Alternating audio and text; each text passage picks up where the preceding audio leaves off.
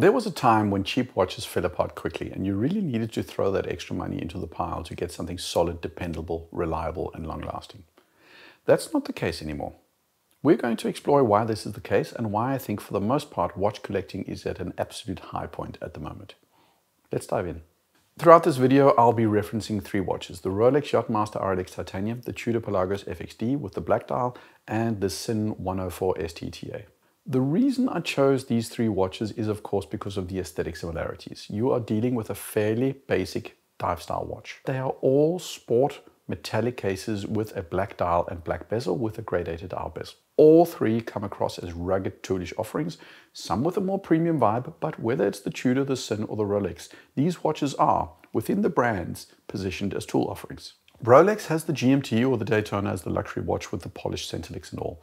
Tudor would likely prefer you to believe that the Pelagos 39 is the more dressy premium offering. Sinn, okay, maybe this is actually a semi-dressy offering from Sinn compared to some of their regular very tool-forward designs. No matter though, I hope you can agree that these watches to a large extent will likely scratch the same kind of itch for people. Rolex has their in-house caliber. Tudor uses a kinesi movement, which most people would accept could be called an in-house.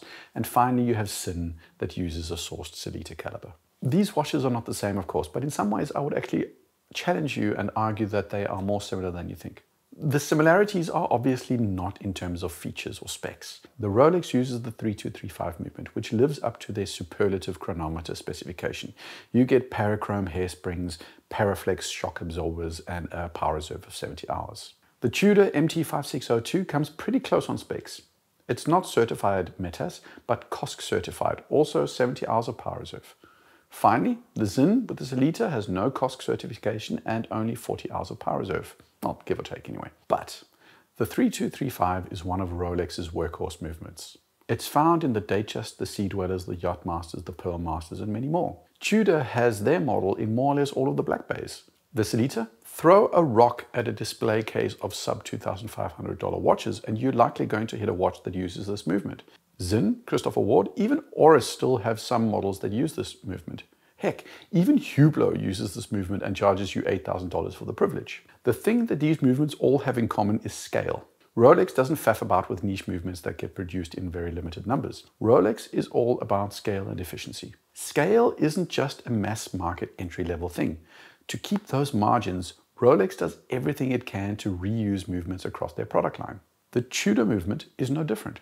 Versions of this movement are sold under the Kinesi brand to both Breitling, Norqain, and likely a whole bunch of others, also keeping down the costs. The Sellita is the same story. Specifically, to my point, the Sellita is not the only movement that has the label mass-produced at scale.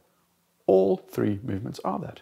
For me, this does two things. It takes some of the sheen and sexiness off of the in-house moniker that Rolex and others cling to. The Rolex movement is a good movement and it is proprietary to Rolex. There's no disputing that.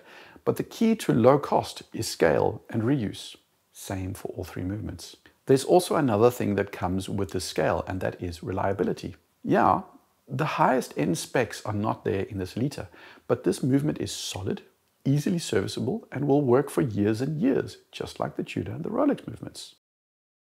We've got premium grade 5 titanium, grade 2 titanium, and finally steel. What's the best? Well, you know what I think about the word best when talking about materials.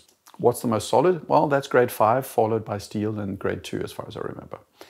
Anti-allergenic properties are best with titanium in general, corrosion resistance titanium, but that's not the point here. It's not a competition on specs. These three materials illustrate the trickle-down effect of technology. If you've ever driven a Mercedes, you'll know that for many years the newest tech would always be found in the top model, the S-Class first. As time progressed, these tech details would filter down to the E, and then to the C, and then to the B, and then to the A-Class. It's changed a little bit in recent years, but generally the cutting edge of tech and materials is to be found in the high end. Same goes for watches. Audemars Piguet recently made a watch where the metal had glass-like properties. It wasn't a first, but long story short, it makes for a really impressive polish and shine. What we see here is Rolex using the most premium and newest material of the bunch. Tudor is playing around with the slightly older and slightly less spec'd out grade 2, and Sinn is sticking with tried and true steel. I think you can make two inferences about all of this. At some point, grade 5 material finishing and manufacturing technology will make its way into the entry end of watches. What was exclusive and difficult to do at some point will become widely available in the future. Second, we have come so far that a fairly standard watch like the Sinn has multiple finishing techniques. You can still find watches like the Unimatics that are sandblasted or matted cases, keeping the cost down with a minimum of finishing techniques. That's not the case with the Sinn. They have high polish, chamfering and machined bezels and much more. Go back 20 years and the cheapest watches were often stamped or plain or just very rustic in their aesthetic, simply because the technology wasn't as widely available as it is today. Just look at the Christopher Ward 12 and consider how much detail has gone into the machining of that case and bracelet. For the Sinn, you're standing with a watch that isn't just fine, but is actually good in terms of finishing and tolerances.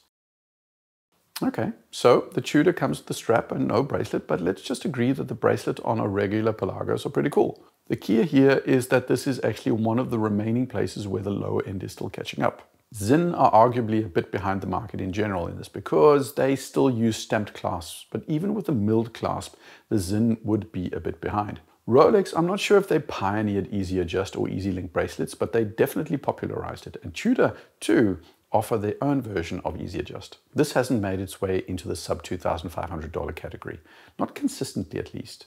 So this is where a watch like the Sinn suffers. The point still stands though. Solid, fully milled clasps are slowly but surely becoming standard. Even the Hamilton Khaki Expedition offers a solid milled clasp. Sooner rather than later, Easy Adjust will also become commonplace in this entry end. I don't see a point in going through the review of the dials to explain the trickle-down effect again. Sunburst or sunray dials, applied markers, you can do that a long way down into the entry as well. The thing I want to point out though here is something different. None of these watches are homages. None of these watches are copies of each other. The 104 predates the Pelagos and at least the Rolex Yachtmaster. To my knowledge, the 104 is the only of the three watches that has actually won a design award. Sinn regularly win design awards for their designs. Nomos, Christopher Ward, Yema, good designs, and the designers behind them are not exclusive to high-end brands. Sometimes when you have only a cursory knowledge of watches, you may get the feeling that the low end is populated by, MVMT, Movado, and Daniel Wellington, and all those minimalist fashion watches that are, well, they're not really popular anymore. But the reality is that you don't have to add much to the price to get something that a pretty good designer has put some effort and thought into. Obviously, the Sinn isn't going to have white gold applied markers. It's not going to have as sharp an application of the lume. There are going to be details that are just not as pristine as you would get on something more expensive. But you can, at this price point, get something really, really good that is original, creative, and attractive. Rolex is the most popular brand in the world. We know this based on multiple studies and the fact that they make up a third of all Swiss watch sales in the world. Tudor's not a giant, but in terms of sheer media popularity, they have absolutely dominated for the last couple of years. Sinn doesn't come close. Sinn is niche, small, unknown to many. Outside of Germany, I'm not even sure that you can find their watches in stores at all. I think they are online only. Somebody correct me if I'm wrong in the comments. But here's the thing. Yema, Hamilton, Nomos, Doxa, Squale, Sinn. They have a brand position. They evoke emotion and connection for some in the way and the same way that Tudor and Rolex do for others. Some would likely argue that a true Sinn fan is even more faithful than a comparable Rolex fan. Sinn in some ways wins the popularity and authenticity contest because Sinn doesn't get chosen because you know it or because everybody else owns or desires one. Sinn and a multitude of other smaller brands have loyal followings, and these small brands do a lot to serve those loyal customers. Probably a lot more than Tudor or Rolex do. So there you go. You've got three watches at three very different price points, from just under $2,000 to well over $13,000. All of them have technology that will last you a lifetime. That's a consequence of mass production. The three of them illustrate the trickle down of technology, and you can see what is going to come into the entry end in the future by looking at the high end. And no matter which one you look at, you get excellent design, original design, true creativity, and a watch from either of these brands that is worthy of your money. You do get more for your money. There's no question about that. But entry is pretty damn good these days. And for me, it's a little dangerous because where I maybe 10 years ago felt I had to wait till I had the cash to splurge on that high-end JLC or Rolex or AP, because the fact was, back then, nothing in the entry scratched the itch in the same way. Today, that's different. I could bankrupt myself on entry watches simply because they so often are so good. And then I have nothing left for that Daytona or the Saxonia or a Vacheron 222. It's a luxury problem, but that's why I think being a watch collector is so much fun these days. Rolex and AP still have the brand, there's still these luxury offerings that you want, but there's so many strong offerings in the entry today, much more, many more than there were 10, 15, 20 years ago. And that just makes for a much more fun watch collecting experience, that you have the option. Which of those three would you choose? Let me know in the comments. Like, subscribe. Cheers.